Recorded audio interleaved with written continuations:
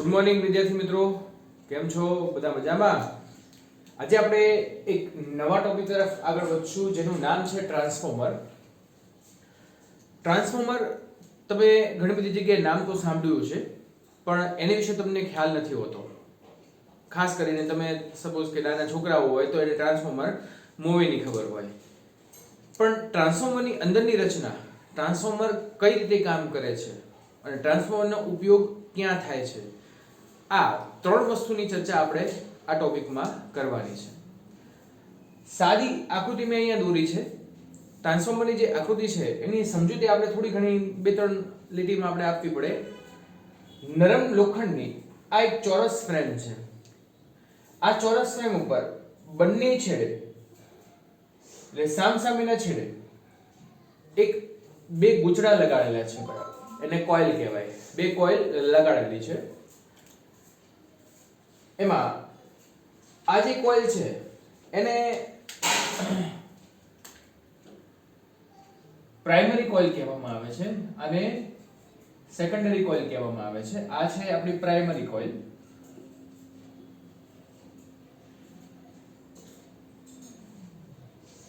એટલે P વડે દર્શાવશું આપણે. આ છે આપણી સેકન્ડરી કોઇલ.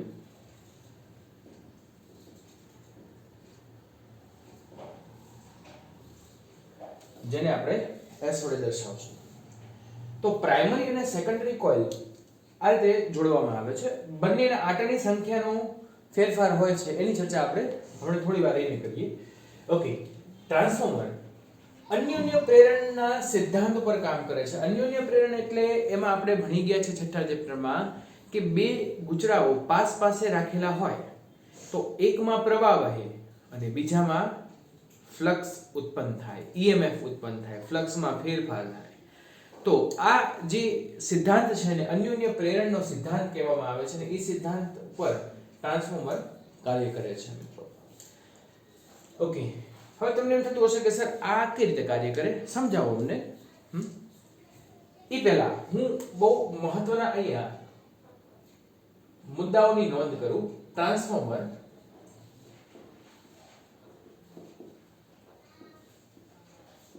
બે પ્રકારના હોય છે.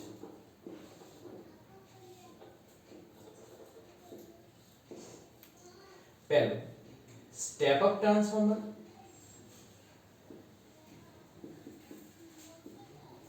કઈ રીતે બનાવવું? તો બહુ સિમ્પલ વસ્તુ છે કે એમાં NP શું હશે? NS. એટલે કે પ્રાઇમરી ગૂંચડાના આટાની સંખ્યા એ સેકન્ડરી ગૂંચડાના આટાની સંખ્યા કરતા ઓછી હોય ત્યારે સ્ટેપ અપ ટ્રાન્સફોર્મર વપરાય છે. એનું મુખ્ય કામ શું? વોલ્ટેજને વધારે છે. ઓકે, આ બે વસ્તુ છે MCQ માટે ઉપયોગી છે. અને બીજો પ્રકાર સ્ટેપ ડાઉન ટ્રાન્સફોર્મર.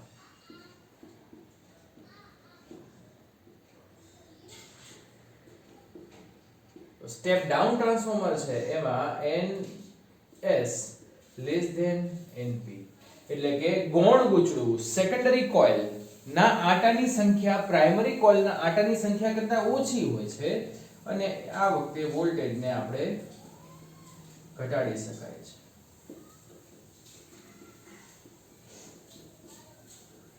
વોલ્ટેજને ઘટાડી શકાય છે. તો મિત્રો આ રીતે બે પ્રકારના ટ્રાન્સફોર્મરનો વ્યવહારમાં ઉપયોગ થાય છે. એની ચર્ચા આપણે ટોપિકના અંતે કરવાની છે કે કઈ રીતે એનો ઉપયોગ થાય છે. Okay, yes. બીજી વસ્તુ MCQ માં આ પણ પૂછાઈ શકે. ટ્રાન્સફોર્મર પ્રેરણા સિદ્ધાંત ઉપર કામ કરે છે. બીજી વસ્તુ કે ટ્રાન્સફોર્મરની મદદથી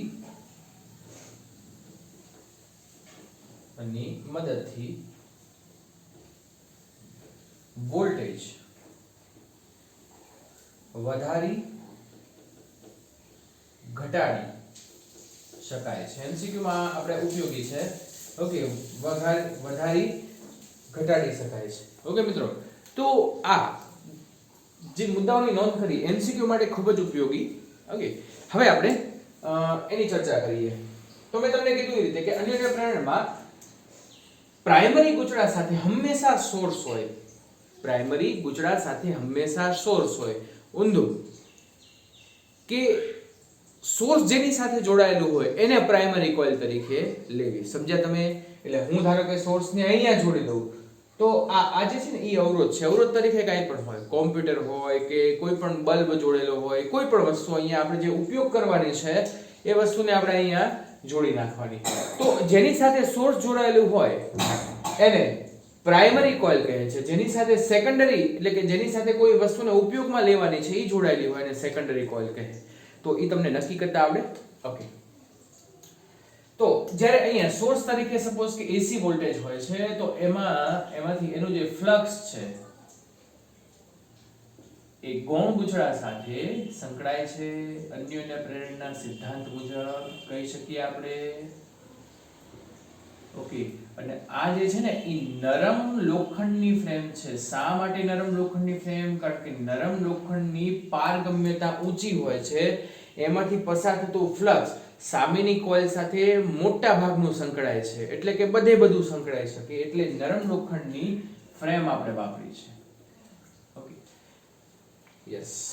તો ફેરાડેના સિદ્ધાંત મુજબ આપણે કહી શકીએ કે primary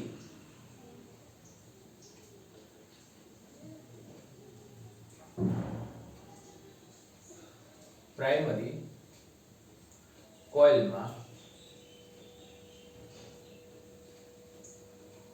ઉદ્ભવતું EMF EP is equal to -NP d∅dt. જેટલો ફ્લક્સમાં ફેરફાર આના દ્વારા થશે એટલો જ ફ્લક્સમાં આમાં ફેરફાર થશે. EMF બીજી કોઇલમાં ઉત્પન્ન થશે, પ્રવાહ બીજી કોઇલમાં વહેશે, એટલે EP is equal to -NP d∅dt. એ જ રીતે સેકન્ડરી કોઇલમાં ઉદ્ભવતું EMF જે ES is equal to -NS d∅dt. બંનેને આને સમીકરણ નંબર 1 કહી દો, આને સમીકરણ નંબર 2 કહો, તો 1 ભાગ્યા આપણે 2 કરીએ તો EP upon ES is equal to d∅dt થઈ ગયા કેન્સલ, માઈનસ માઈનસ પણ કેન્સલ, સો NP upon NS. એટલે ખરેખર આના દ્વારા આપણને આ ખબર પડે કે E ચલે છે N, એટલે કે કોઇલમાં ઉદ્ભવતું પ્રેરિત EMF એ ગૂંચળાના આંટાની સંખ્યા ઉપર આધાર રાખે છે. Okay,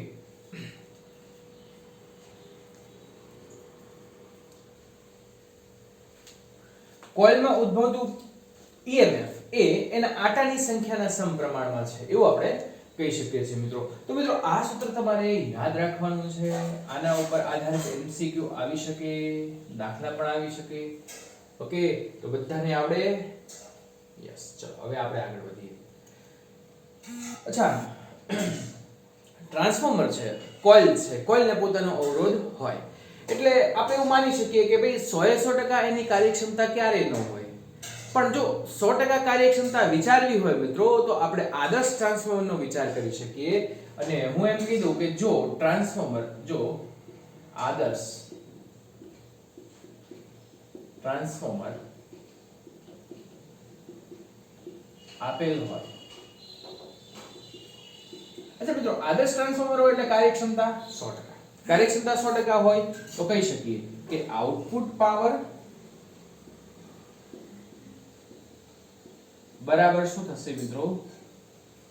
input power. થાય કે નહીં? P is equal to VI નો ઉપયોગ કરીએ તો આઉટપુટમાં સેકન્ડરી કોઇલ હોય, ઇનપુટમાં પ્રાઇમરી કોઇલ હોય. તો અહીંયા હું VI માટે હું અહીંયા એ કરી દઈશ કે ES IS is equal to EP IP. અચ્છા, ટેક્સ્ટ બુકમાં NCERT ની બુકમાં આપણે એવું લીધેલું છે કે જો આપણે આનો અવરોધ શૂન્ય કરી નાખીએ, આ કોઇલનો અવરોધ શૂન્ય કરીએ, અવરોધ શૂન્ય કરું તો પ્રવાહ કેવો થઈ જાય મિત્રો? V is equal to IR મુજબ. અવરોધ શૂન્ય કરી નાખો તો આપણે એવું કહી શકીએ ને કે પ્રવાહ કેવો થઈ જશે? અનંત. પ્રવાહને કોઈ અવરોધ નહીં નડે એટલે પ્રવાહ ધબધબાટી બોલાવશે. ઓકે, અને અહીંયા હું અવરોધ કેવો કરી નાખું છું? મેક્સિમમ, એટલે પ્રવાહ શૂન્ય. એટલે આ ઓપન સર્કિટમાં આવે છે, આનો પ્રવાહ અનંત થઈ જાય છે. તો આવી પરિસ્થિતિમાં આપણે EP અને ES માટે શું લખશું? તો તો એ બીજું એને આટલો ફેરફાર કર્યો છે. હું તમને કહી દઉં કે EP ની જગ્યાએ છે ને એને અહીંયા VP કરી નાખ્યું. વોલ્ટેજ ને ધ્યાનમાં રાખ્યું છે અને અહીંયા VS કરી નાખ્યું. એટલે હવે જે આ ઇક્વેશન છે ને મિત્રો VS upon VP is equal to હું આ રીતે લખી શકું V ચલે છે n મુજબ VNS upon NP is equal to IP upon IS. Got it? તો આ વસ્તુ મિત્રો તમારે ધ્યાન રાખવાની છે, ખૂબ જ most time ES upon EP લખી શકો છો, ડોન્ટ વરી. ઓકે, હવે મિત્રો ક્યારેક ક્યારેક છે ને દાખલામાં શું હોય છે કે દાખલામાં આપણને રકમ એ રીતે આપી હોય કે આપણે ઓળખવાનું કે આ આપણો ઇનપુટ વોલ્ટેજ છે કે આઉટપુટ વોલ્ટેજ છે. કેમ ઓળખશું? તો એક વસ્તુ સમજી લો, મોટા ભાગે દાખલામાં એવું લખેલું હોય છે કે આ સોર્સ એટલે કે આ AC વોલ્ટેજ 240 વોલ્ટ છે, તો ઈ શું થાય? EP થાય, કારણ કે ઈ સોર્સ વોલ્ટેજ છે. અને એમ કીધું હોય કે એક લેમ્પ જોડેલો છે અને આ લેમ્પનો વોલ્ટેજ 110 વોલ્ટ છે, તો ઈ કયો વોલ્ટ થાય? ES થાય. કારણ કે બલ્બ કઈ પ્રાઇમરીમાં ન જોડેલો હોય, બલ્બ હંમેશા ક્યાં હોય? સેકન્ડરીમાં જ હોય. એટલે જેનો પ્રવાહનો આપણે ઉપયોગ બલ્બ માટે જ કરવાનો છે ને, બલ્બને ચાલુ કરવો છે, એટલે પ્રવાહનો ઉપયોગ આપણે અહીંયા કરશું. તો મિત્રો આ સૂત્ર બધા યાદ રાખવાનું છે. હવે આપણે થોડી ચર્ચા સ્ટેપ ડાઉન અને સ્ટેપ અપ માટે કરી નાખીએ મિત્રો. તો સ્ટેપ ડાઉન મેં અહીંયા લખ્યું છે કે NS લેસ ધેન શું છે? NP. જો NS લેસ ધેન NP હોય તો we can say VS less than VP પણ હોય અને IP લેસ ધેન શું હશે? IS. બરાબર ને? વ્યસ્ત પ્રમાણમાં છે. ઓકે, તો આજે આપણે કામ કર્યું છે સ્ટેપ ડાઉન માટે કામ કર્યું છે મિત્રો. આ કોની માટે કામ કર્યું છે? Step down. ઓકે, તો સ્ટેપ ડાઉન માટે તમારે મિત્રો આ બધું યાદ રાખવાનું છે. ત્યાર પછી આપણે જોઈએ તો NP less than NS, so VP less than VS. Step down માં વોલ્ટેજ ઘટાડે છે એટલે આપણને ઘટાડો ક્યાં મળે? સેકન્ડરીમાં મળે ને, તો એ આ મુજબ હોય. હું આના આટાની સંખ્યા ઘટાડી નાખું ને આની વધારી નાખું તો મને અહીંયા વોલ્ટેજ કેવો મળે? ઓછો. કેમ કે એની સાથે સંકળાતું ફ્લક્સ ઓછું હોય મિત્રો. એની સાથે સંકળાતું ફ્લક્સ ઓછું હોય એટલે આપણને અહીંયા વોલ્ટેજ કેવો મળે છે? ઓછો મળે છે. એટલે અહીંયા થઈ જશે IS લેસ ધેન IP. બરાબર ને? અને આ કોની માટે છે? સ્ટેપ અપ માટે છે મિત્રો. એક્ઝામ્પલ તમે ગમે તે લઈ શકો છો. તમે જો હું એમ કહું કે આ સૂત્ર દ્વારા આપણને આટાની સંખ્યા મેળવવાની હોય, પ્રાઇમરી સેકન્ડરીમાં પ્રવાહ મેળવવાનો હોય, પ્રાઇમરી સેકન્ડરીમાં વોલ્ટેજ મેળવવાનો હોય, તો આ સૂત્ર દ્વારા આપણે મેળવી શકીએ છીએ. અચ્છા મિત્રો,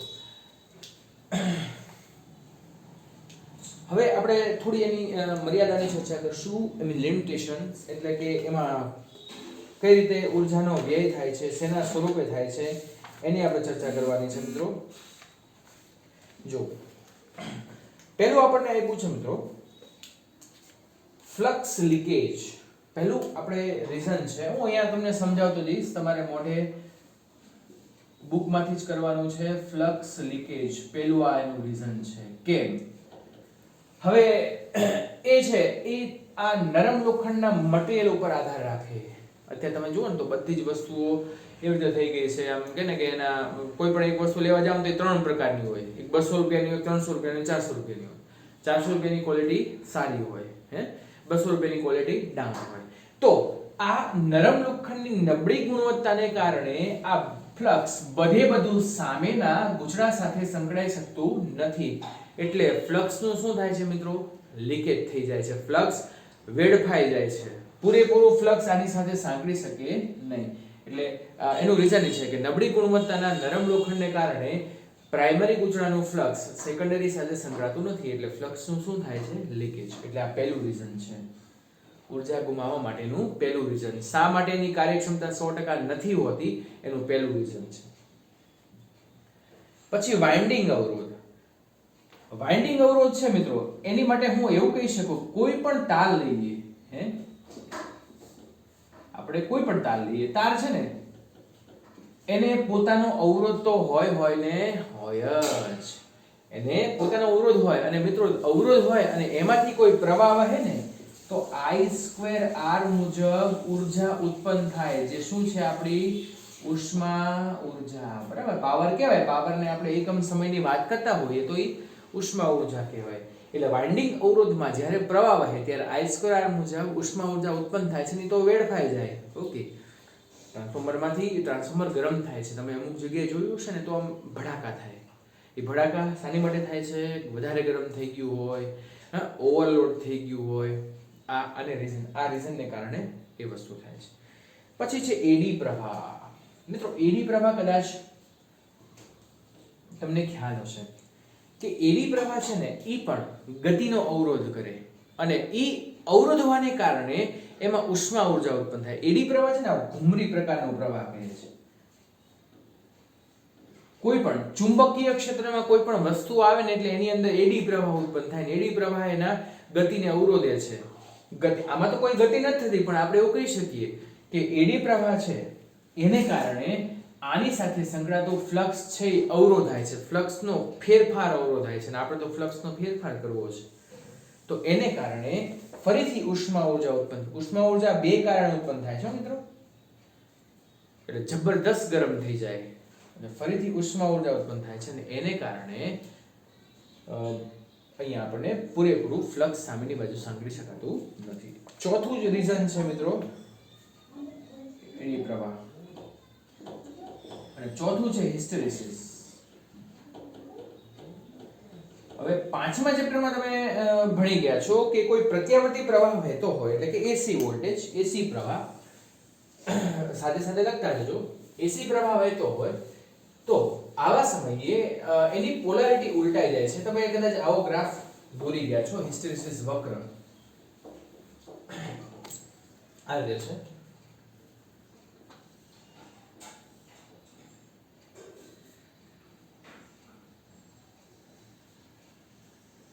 બરાબર, આવો વક્ર જેને હિસ્ટેરેસિસ વક્ર કહે છે. તો આ ચુંબકીય ફ્લક્સ છે એ બદલાયા કરે છે. B વર્સિસ H નો ગ્રાફ છે અથવા H વર્સિસ B નો ગ્રાફ છે. તો B અને H ના મૂલ્ય બદલાયા કરે છે, રિટેન્ટિવિટી, ઓકે, આ બધી વસ્તુ આની અંદર આવે છે. તો ફ્લક્સ બદલાવાને કારણે ચુંબકીય ક્ષેત્ર પણ ઉલટાય છે. ફ્લક્સ બદલાવાને કારણે ચુંબકીય ક્ષેત્ર ઉલટાય છે અને ચુંબકીય ક્ષેત્ર ઉલટાય ત્યારે પરિણામે ગર્ભમાં ખર્ચાતી ઊર્જા ઉષ્મા સ્વરૂપે વેડફાઈ જાય છે. ઓછા હિસ્ટેરેસિસ વ્યય ધરાવતા ચુંબકીય દ્રવ્યનો ઉપયોગ કરીને આ આપણે વ્યય ઘટાડી શકીએ છીએ, બરાબર ને. એટલે ઓછો હિસ્ટેરેસિસ એટલે તાર એવો આપણે વાપરીએ, જાડો તાર વાપરીએ, જેથી કરીને શું થાય છે કે આ હિસ્ટેરેસિસ વક્ર આપણે પાતળો કરી શકીએ, બરાબર કે નહીં. અચ્છા, હવે એનો મેઇન ઉપયોગ આપણે રૂટીનમાં કઈ રીતે થાય છે? સપોઝ કે આ આપણું ભાવનગર શહેર છે અને આ છે ભાવનગરને વીજળી પૂરી પાડતું સબસ્ટેશન, ઓકે, પાવર સ્ટેશન પણ કહી શકીએ. તો હવે આવા સમયે શું થાય છે? અચ્છા, મારે જો અહીંથી અહીંયા વીજળી મોકલવી હોય, ઇલેક્ટ્રિસિટી અહીંથી અહીંયા મોકલવી હોય, તો હું અહીંયા સ્ટાર્ટ કરી દઉં મોકલવાનું, પણ આ હું એમ કહું કે આ બંને વચ્ચેનું અંતર 15 કિલોમીટર છે, ઓકે. હવે અહીંયા જેવું પ્રવાહ વહેવાનો શરૂ કરે ને તો I2R મુજબ ઉષ્મા ઊર્જા વેડફાય છે. તાર છે, તાર કેવું હોય? જાડો હોય ને. ટ્રાન્સમિટિંગ તમે જોયું હશે હાઈવે ઉપર ટ્રાન્સમિટિંગ લાઈન છે એ જાડી હોય, હા, અને એને ખૂબ જ મોટો અવરોધ હોય. એટલે હું એમ કહું કે 1 કિલોમીટરે આપણે કોઈ પણ એક્ઝામ્પલ લઈ લે, 200 વોટ જેટલી ઊર્જા છે એ વ્યય પામે છે ઉષ્મા ઊર્જા સ્વરૂપે. તો 15 કિલોમીટર છે મિત્રો. તો 15 કિલોમીટર એટલે 15 ગુણ્યા 200 એટલે 3000, એટલે 3 કિલોવોટ જેટલી ઉષ્મા. આ તો મેં એક એક્ઝામ્પલ લીધું છે, આના કરતા વધારે પણ હોઈ શકે. 3 કિલોવોટ જેટલી ઊર્જા અહીંયા પહોંચે ને તે ખાલી થઈ ગઈ હોય. 3 કિલોવોટ જેટલી ઊર્જા ખાલી થઈ જાય એટલે હું એમ કહું કે જ્યારે અહીંયા આવે ને મિત્રો ત્યારે એનો વોલ્ટેજ તો શૂન્ય જ થઈ ગયો હોય છે. એની પાસે કોઈ પણ પ્રકારની ઊર્જા હોતી નથી અને ઊર્જા વગરનો પ્રવાહ છે એ આપણને કોઈ પણ પ્રકારનું કાર્ય આપી શકે નહીં મિત્રો. તો શું કામ કરવું? તો શું કામ કરવું? હવે મિત્રો હું એમ કહું કે ચલો અહીંયા વોલ્ટેજ ઘટાડું છું, બરાબર ને. વોલ્ટેજ ઘટાડું, પ્રવાહ અહીં સુધી પહોંચી ન હે એમને એમ જવા દઉં તો I²R મુજબ ઊર્જાનું વ્યય થાય. તો મારે એક રસ્તો વિચારવો પડે, એની માટે મારે આ બંને ટ્રાન્સફોર્મરનો ઉપયોગ કરવો પડે. જો હું અહીંયા આ રીતે કરું, અહીંયા સ્ટેપ અપ જોડી દઉં અને અહીંયા સ્ટેપ ડાઉન જોડી દઉં. હવે ઊંચા વોલ્ટેજે જ્યારે હું એને ગતિ કરાવીશ, બરાબર ને, અહીંયા વોલ્ટેજ કેવો રાખું છું ઊંચું, તો P V²R મુજબ સપ્લાય પાવર વધે છે અને P I²R ઘટે છે, બરાબર ને. આ વધે છે અને આ શું થાય છે, ઘટે છે. એટલે અહીંયા પાવર વે પણ ઘટે. પાવર વે ઘટે એટલે દૂર સુધી આપણે એને મૂકી શકીએ. પણ જ્યારે આ ઊંચા વોલ્ટેજ, સપોઝ કે અહીંયા તો છે ને 40000 વોલ્ટ જેટલો 40000 વોલ્ટ જેટલો વોલ્ટેજ આપવામાં આવે છે અને અહીંયા આપણે કેટલો જોઈએ છે, 230 વોલ્ટ. હે ચલો અહીંયા હું એમ કહું કે આપણે મેક્સિમમ છે ને અહીંયા આપણે 500 વોલ્ટ જોઈએ છે. હાલો બસ. તો આ 40000 માંથી 500 કઈ રીતે કરવું? તો વોલ્ટેજ ઘટાડવા માટે કોનો ઉપયોગ કરશું મિત્રો? આપણે સ્ટેપ ડાઉન ટ્રાન્સફોર્મર મિત્રો. ઓકે, કોનો ઉપયોગ કરવાનો છે મિત્રો? Step down transformer. એટલે અહીંયા 40000 જેટલા ઊંચા વોલ્ટેજે પ્રવાહનું વહન કરવામાં આવે છે. આ વસ્તુ તમારે યાદ રાખવાની છે. કોઈ સબસ્ટેશનમાંથી ઇલેક્ટ્રિસિટીને મોકલવામાં આવે ને ત્યારે ઊંચા વોલ્ટેજ એનું વહન કરવામાં આવે છે. આ એમસીક્યુ માટે ઉપયોગી છે. અને જ્યારે ડિસ્ટ્રીબ્યુશન કરવામાં આવે છે, આ 500 વોલ્ટનું ડિસ્ટ્રીબ્યુશન પાછું 230 વોલ્ટ, એટલે આમાંથી પાછો વોલ્ટેજ ઘટાડવામાં આવે છે. એટલે આપણે તમે બાર થાંભલા જોશો ને, અહીંયા ટ્રાન્સફોર્મર એક લગાડેલું છે. કેમ કે આપણે વોલ્ટેજને ઘટાડવો છે. આપણે જે સપ્લાય વોલ્ટેજ છે ને એ 230 વોલ્ટ ઉપર કાર્ય કરે છે. 230, 220 અને 50 હર્ટ્ઝ ઉપર કાર્ય કરે છે મિત્રો.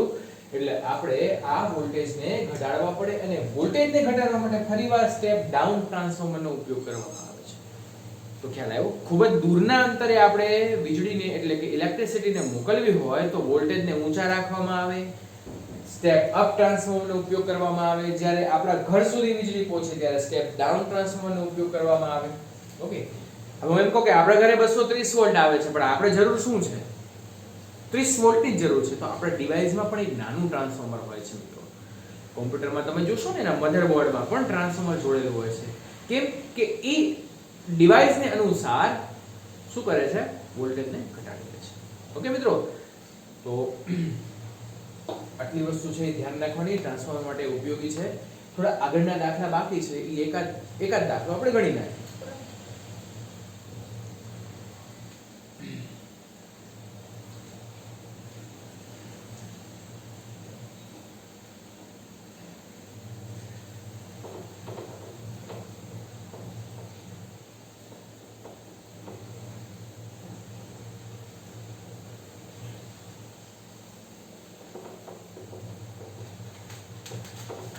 હવે આગળના જે દાખલામાં આપણે કામ કરવાનું છે, હવેનો દાખલો એ પહેલાના કન્સેપ્ટ ઉપર આધારિત છે. જોઈએ આપણે ટેક્સ્ટબુક સાથે રાખ્યું બધાએ.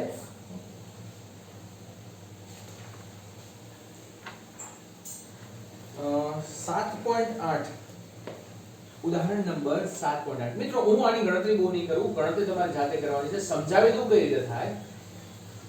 283 વોલ્ટ ના મહત્તમ મૂલ્ય એટલે Vm મહત્તમ મૂલ્ય આપ્યું છે 283 વોલ્ટ. મિત્રો ધ્યાન રાખજો, જો આપણને ખાલી વોલ્ટેજ કીધું હોય તો Vrms લેવાનું, પણ મહત્તમ મૂલ્ય કીધું હોય તો Vm લેવાનું. અને f બરાબર 50 હર્ટ્ઝ આવૃત્તિ ધરાવતો સાઇન પ્રકારનો LCR શ્રેણી પરિપથને લાગુ પાડેલ છે કે જે R બરાબર શું છે મિત્રો? 3 ઓહમ, L બરાબર 25.48 મિલી હેનરી અને C બરાબર 796 ગુણ્યા 10⁻6 ફેરાડે માઇક્રોફેરાડે છે. તો પહેલું કામ કરવાનું છે મિત્રો આપણે ઇમ્પિડન્સ. જો મિત્રો ઇમ્પિડન્સ માટેનું સૂત્ર યાદ છે આપણને, √R² XC XL whole square.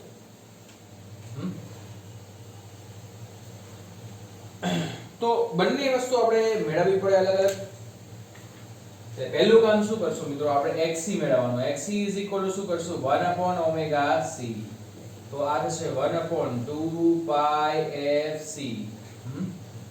પછી XL એટલે ઓમેગા એલ એટલે 2 પાઈ એફ એલ. શું કરશો મિત્રો? જો ધ્યાનથી કેરફુલી બધી વસ્તુ અહીંયા દર્શાવી નહીં શકું, ગણતરી જાતે કરવી પડશે તમારે. આ એક્સી મેળવો, એક્સેલ મેળવો, આ બંનેની બાદબાકી કરશો, આર ની કિંમત આપણી પાસે છે અને જે કિંમત આવે અહીંયા બંનેનો વર્ગ લઈને સરવાળો કરો ને પછી એનું વર્ગમૂળ કરો એટલે આપણને મોડ z મળશે. તો મોડ z બરાબર મિત્રો કેટલું મળશે? મોડ z બરાબર આપણને 5 મળશે. એટલે ખરેખર છે ને જો આ રીતે છે, આ r² એટલે 3 નો વર્ગ, xc બરાબર આપણને 8 મળે છે અને xl બરાબર 4 મળે છે એટલે √9 4 સોરી 16 આવશે ને, 4 નો સ્ક્વેર 16. 16 ને 9 25, 25 નું વર્ગમૂળ 5 બરાબર ને, 25 નું વર્ગમૂળ શું થશે? 5. બીજું કામ મિત્રો આપણે કરવાનું છે કડા તફાવત. હવે જો મિત્રો આપણે આ કામ છે ને ઈ પણ કરી ગયા છે. કડા તફાવત phi મેળવવો હોય તો આપણી પાસે સૂત્ર તૈયાર છે, tan inverse xc minus xl upon r. તો xc છે આપણી પાસે છે ને શું છે 8 minus 4 એના છેદમાં 5 તો tan ઇન્વર્સ 4 ના છેદમાં 5. હવે એ તમારે ક્યાં જોવાનું મિત્રો? નેચરલ ટેન્જન્ટ માં જોવાનું. નેચરલ ટેન્જન્ટ માં જોશો બરાબર ને તો -53.5. આને ઉલટાવી નાખો તો માઈનસ નિશાની બહાર આવે, સોરી 53.1 આવે. નેચરલ ટેન્જન્ટ માં જોશો એટલે તમને ખ્યાલ આવે. ત્યાર પછી આગળ વધીએ અને હવે મેળવવાનું છે પાવર ફેક્ટર. હવે પાવર ફેક્ટર નું તો કામ આપણે કરી ગયા છે. તો power factor cos phi is equal to mod z upon r. mod z કેટલું છે? 5. 5 ના છેદમાં શું થાય? 4. તો 5 ના છેદમાં અચ્છા ઓકે આપણે 4 ના છેદમાં 5 કર્યું ને. એક કામ કરીએ આપણે, phi તો આપણી પાસે છે જ ને મિત્રો. phi છે તો cos -53.1 ડિગ્રી એનો હિસાબ કરશો તો 0.6 ઋણ નિશાની cos માંથી બહાર આવે તો પ્લસ થઈ જાય. પછી પાવર વે મેળવવાનો છે મિત્રો આપણે. અચ્છા પાવર વે મેળવવો હોય તો p હમણાં જ આપણે અહીંયા ચર્ચા થઈ ને i² આવે પણ irms આવશે. તો શું કામ કરશો મિત્રો પાવર વે માટે?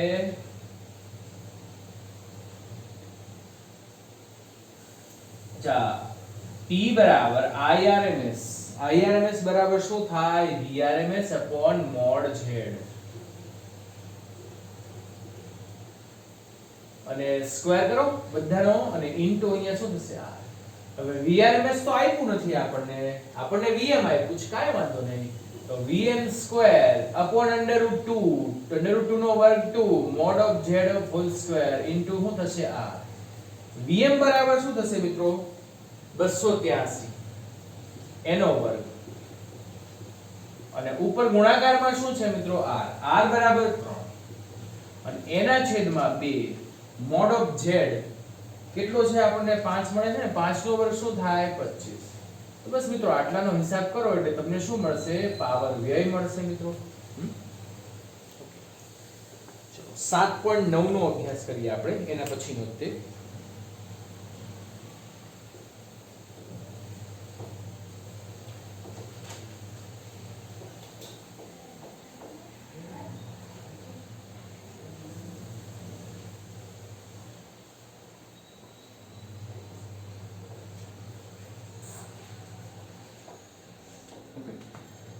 ઉદાહરણ નંબર 7.9 ઉપરના દાખલા મુજબ જ છે, એના ડેટા આપણે લેવાના છે.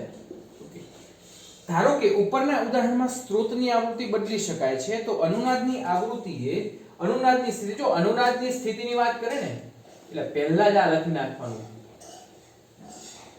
mod of z is equal to r. તો અનુનાદની સ્થિતિએ આવૃત્તિ કેટલી? અચ્છા અનુનાદની સ્થિતિએ આવૃત્તિ એટલે મિત્રો f is equal to r સૂત્ર આપણે જોઈ ગયા છે. 1/2 √LC. L અને C બંને અહીંયા હાજર છે એટલે અહીંયા આવશે 1/2 2 * 3.14 વર્ગમૂળમાં 25.48 એને ગુણ્યા 10 ની -3 ઘાત એને ગુણ્યા 796 એને ગુણ્યા 10 ની -6 ઘાત. જો ઘાતનો હિસાબ ધ્યાનથી કરવાનો. વર્ગમૂળમાં ઘાત ક્યારે બહાર નીકળે? જ્યારે ઘાત બેકી સંખ્યાની હોય ત્યારે. તો અહીંયા 35.4 હર્ટ્ઝ f શું આવશે? 35.4 હર્ટ્ઝ. ઓકે, ચલો આગળ જોઈએ. અનુનાદની સ્થિતિએ ઇમ્પિડન્સ, પ્રવાહ અને વ્યય થતા પાવરની ગણતરી કરો. અચ્છા, અનુનાદની સ્થિતિએ ઇમ્પિડન્સ કે ને? તો બહુ સહેલું છે, ગણતરીની જરૂર જ નથી. અનુનાદની સ્થિતિએ ઇમ્પિડન્સ હંમેશા r જેટલું થાય. કેમ કે xl શું છે? xc. મૂકી દો આ સૂત્રમાં. આ 0 થઈ જાય. r² એનું વર્ગમૂળ એટલે r. તો mod z બરાબર 3 ઓહમ. એકમ તો ઓહમ જ થશે. બરાબર. આગળ જોઈએ આપણે. પ્રવાહની વાત કરી છે મિત્રો. અચ્છા, પ્રવાહ હોય તો પ્રવાહ તો બીજું કઈ નહીં. પરિપથમાં પ્રવાહ કયો હોય? તો હંમેશા Irms. Irms શું થશે? Vrms mod z. Vrms ન થાય તો આપણને Vm આપ્યું છે તો Vm √2 mod z. બે કામ સાથે કરો તો અહીંયા 283 એના છેદમાં 1.41 એને ગુણ્યા mod z બરાબર 5. આટલો હિસાબ કરશો એટલે જવાબ તમારો એમ્પિયરમાં આવશે. એકમ લખવાનું ક્યારે ભૂલવાનું નહીં, માર્ક કપાય. અને પાવર વ્યય તો સિમ્પલ. પાવર વ્યય P I2R.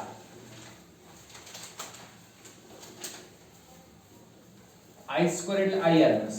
એ આપણે અહીંયા લાવવાનો છે અને એને ગુણ્યા શું કરશો? 3. આટલું કામ કરો એટલે પાવર વ્યય મળી જાય. ઓકે વિદ્યાર્થી મિત્રો, ચલો આટલે સુધી રાખીએ છીએ. નેક્સ્ટ ટાઈમ ફરીવાર મળશું. Take care, good bye, thank you very much.